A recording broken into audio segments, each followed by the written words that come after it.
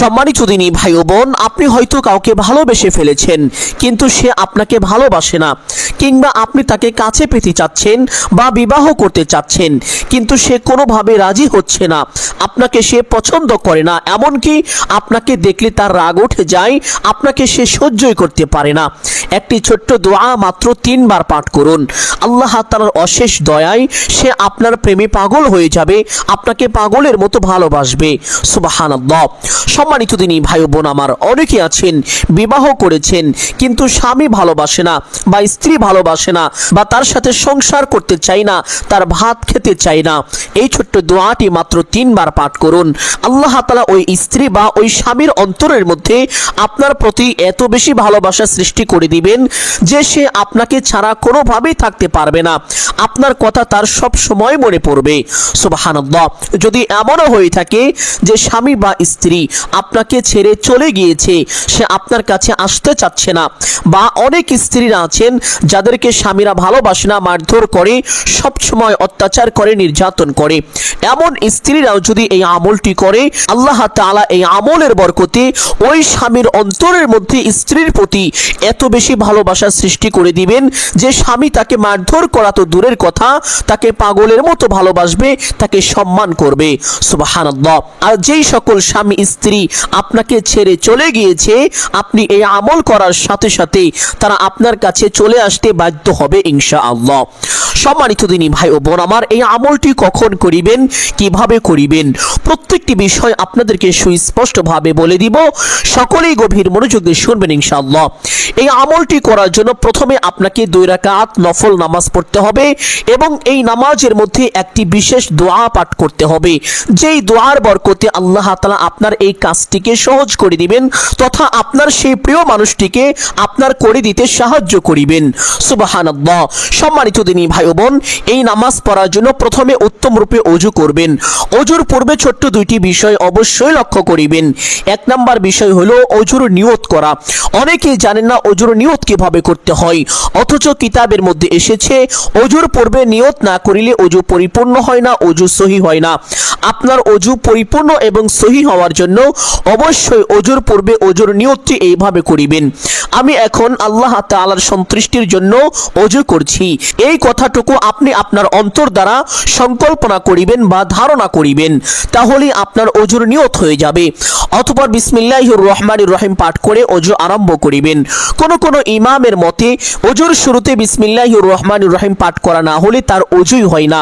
এই জন্য সম্মানিত দিনী ভাই বোন, অবশ্যই ওযুর শুরুতে একবার বিসমিল্লাহির রহমানির রহিম পাঠ করে ওযু আরম্ভ করিবেন। ওযু শেষ করে একটি পবিত্র স্থানে চলে যাবেন, গিয়ে কিবলামুখী হয়ে দাঁড়িয়ে 2 রাকাত নফল নামাজের নিয়ত করিবেন এইভাবে, আমি কিবলামুখী হয়ে আল্লাহ তাআলার সন্তুষ্টির জন্য 2 রাকাত নফল নামাজ পড়িতেছি। নিয়ত শেষ করে প্রত্যেক নামাজে হাত দুটি যেভাবে উঠিয়ে থাকেন ঠিক সেভাবেই উঠাবেন, উঠিয়ে আল্লাহু আকবার বলে হাত দুটি ছেড়ে দিয়ে বেঁধে ফেলবেন। বাঁধার পরে সানা পাঠ করিবেন একবার এইভাবে, সুবহানাকাল্লাহুম্মা ওয়া বিহামদিকা ওয়া তাবারাকা ইসমুকা ওয়া তাআলা জাদ্দুকা ওয়া লা ইলাহা গায়রুক। অতঃপর একবার আউযু বিল্লাহ এবং বিসমিল্লাহ এইভাবে পাঠ করিবেন, আউযু বিল্লাহি মিনাশ শাইতানির রাজীম, বিসমিল্লাহির রহমানির রহিম। অতঃপর সূরাত আল ফাতিহা শুরু থেকে শেষ পর্যন্ত সহি শুদ্ধ করে একবার এইভাবে পাঠ করিবেন, আলহামদুলিল্লাহি রাব্বিল আলামিন, আর রহমানির রহিম, মালিকি ইয়াউমিদ্দিন, ইয়াকা না'বুদু ওয়া ইয়াকা নাস্তাঈন, ইহদিনাস সিরাতাল মুস্তাকিম, সিরাতাল্লাযীনা আন'আমতা আলাইহিম, গায়রিল মাগদুবি আলাইহিম ওয়ালাদ-দাল্লিন। অতঃপর একবার বলবেন আমিন। অতঃপর বলবেন বিসমিল্লাহির রহমানির রহিম। অতঃপর যেহেতু এটা প্রথম রাকাত, এই জন্য পবিত্র কোরআনুল কারীম থেকে যে কোনো একটি সূরা পাঠ করে নেবেন ইনশাআল্লাহ। আপনাদের বোঝানোর জন্য আমি ছোট্ট একটি সূরা পাঠ করছি, ওয়াল আসর ইন্নাল ইনসানা লাফি খুসর ইল্লাল্লাযীনা আমানু ওয়া আমিলুস সলিহাতি ওয়া তাওয়াসাউ বিল হক ওয়া তাওয়াসাউ বিস সবর। সূরাটি পাঠ করা শেষ করে আল্লাহু আকবার বলে রুকুতে চলে যাবেন।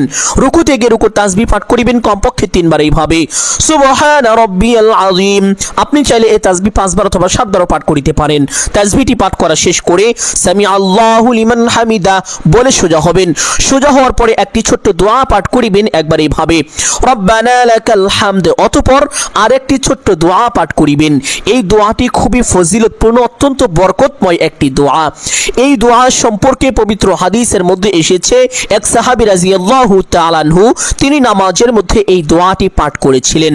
নামাজ শেষে নবীজি সাল্লাল্লাহু আলাইহি ওয়াসাল্লাম ওই সাহাবীকে ডাকলেন, ডেকে বললেন, ও আমার সাহাবী, তুমি নামাজের মধ্যে কি এমন নতুন শব্দ পাঠ করেছো? সাহাবী ভয় পেয়ে গেলেন। তিনি চিন্তা করতে লাগলেন, হাই হাই, আমি কি এমন ভুল করে ফেললাম? আল্লাহ হয়তো আমার উপরে অসন্তুষ্ট হয়ে গিয়েছেন, এই জন্য আল্লাহ তাআলা নবীজির উপরে ওহী নাজিল করেছেন। সাহাবী এটা মনে মনে ভাবতে লাগলেন এবং তিনি কাঁপাকাঁপি শুরু করলেন।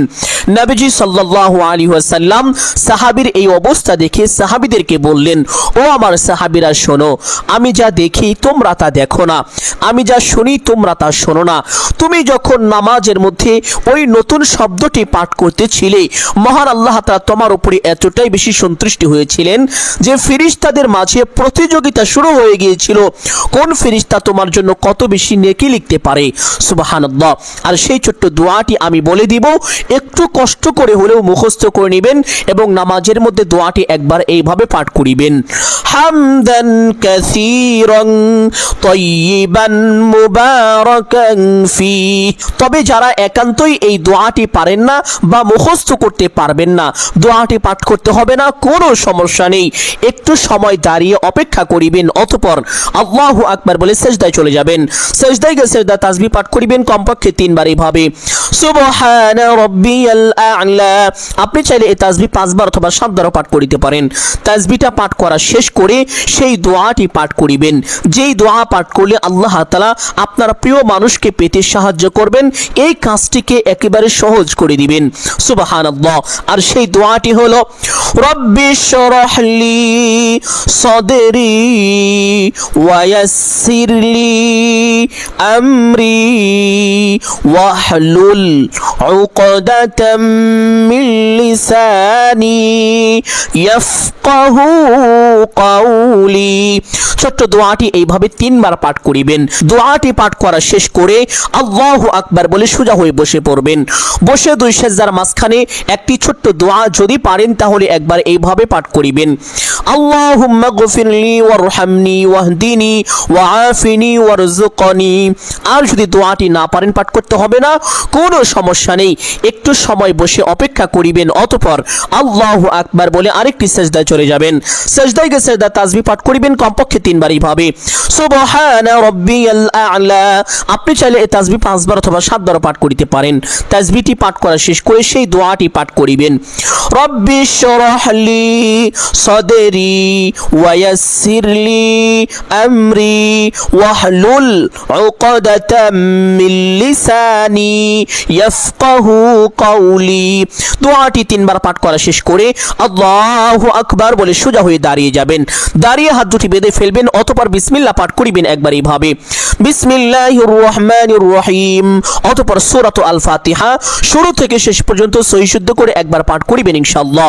সূরা ফাতিহা পাঠ করা শেষ করে একবার বলবেন আমিন, অতঃপর বলবেন বিসমিল্লাহির রহমানির রহিম।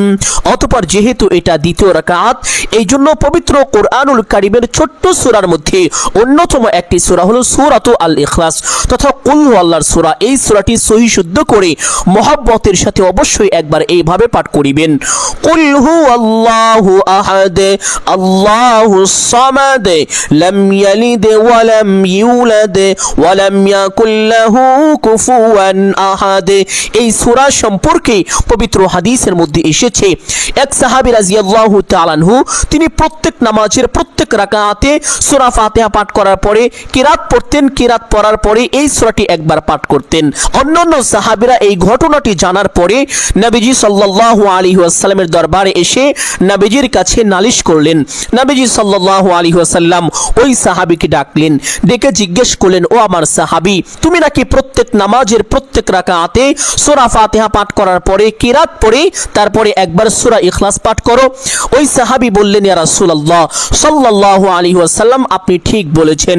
নবীজি সাল্লাল্লাহু আলাইহি ওয়াসাল্লাম জানতে চাইলেন, ও আমার সাহাবী, তুমি এমনটা কেন করো?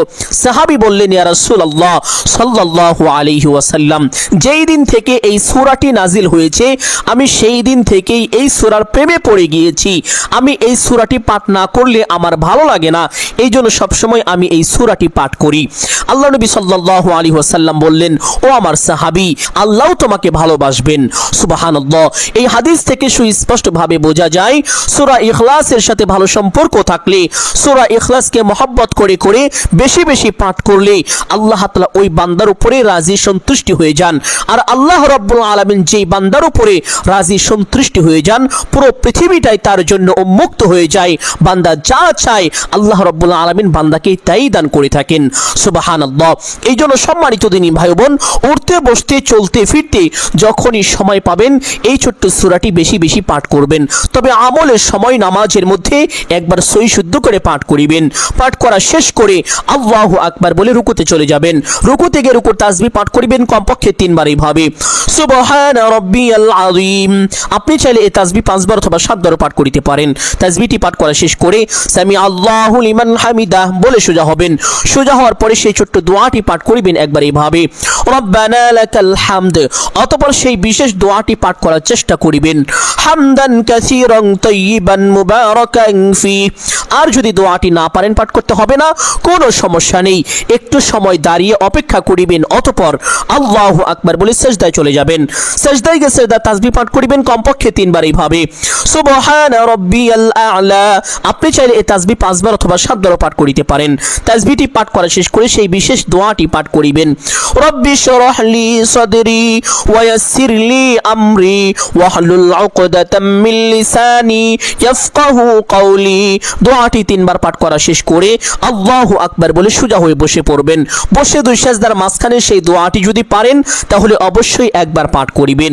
আর যদি দোয়াটি না পারেন পাঠ করতে হবে না, কোনো সমস্যা নেই, একটু সময় বসে অপেক্ষা করিবেন। অতঃপর আল্লাহু আকবার বলে আরেকটি সিজদায় চলে যাবেন। সিজদায় গিয়ে সিজদা তাসবিহ পাঠ করিবেন কমপক্ষে 3 বার এইভাবে, সুবহানা রাব্বিয়াল আ'লা। আপনি চাইলে এই তাসবিহ 5 বার অথবা 7 বার পাঠ করিতে পারেন।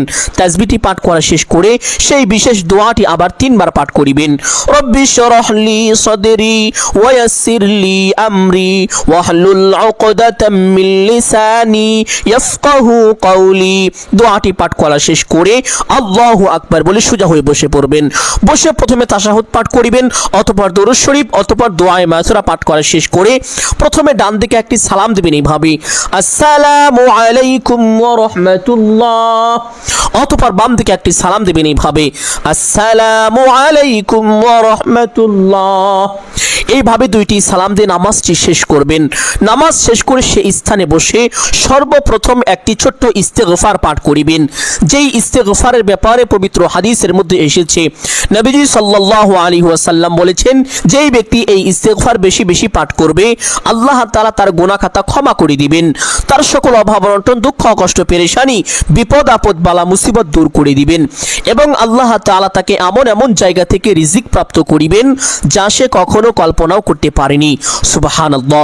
আর সেই ছোট্ট ইস্তেগফারটি হলো, আস্তাগফিরুল্লাহাল্লাযী লা ইলাহা ইল্লা হুয়াল হাইয়ুল কাইয়্যুম ওয়া আতুবু ইলাইহি। ইস্তেগফারটি আমলের সময় কমপক্ষে 3 বার পাঠ করিবেন।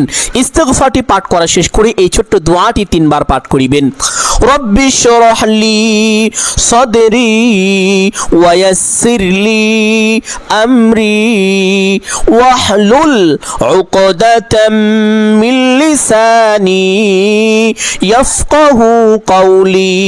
দোয়াটি 3 বার পাঠ করা শেষ করে 3 বার দুরুদে ইব্রাহিম মুহাব্বতের সাথে সহি শুদ্ধ করে এইভাবে পাঠ করিবেন, আল্লাহুম্মা সাল্লি আলা মুহাম্মাদ ওয়া আলা আলি মুহাম্মাদ কামা সাল্লাইতা আলা ইব্রাহিম ওয়া আলা আলি ইব্রাহিম ইন্নাকা হামিদুম মাজিদ। আল্লাহুম্মা বারিক আলা মুহাম্মাদ ওয়া আলা আলি মুহাম্মাদ কামা বারাকতা আলা ইব্রাহিম ওয়া আলা আলি ইব্রাহিম ইন্নাকা হামিদুম মাজিদ। যেই ব্যক্তি বেশি বেশি দুরূদ পাঠ করে মহান আল্লাহ তাআলা তার জন্য দুনিয়ার সকল কঠিন কাজকে পানির চাইতেও বেশি সহজ করে দেন। সুবহানাল্লাহ। আপনি এখন যেই কাজের উদ্দেশ্যে এই আমলটি করছেন, আপনার এই কাজটি কিন্তু অত্যন্ত কঠিন এবং জটিল একটি কাজ।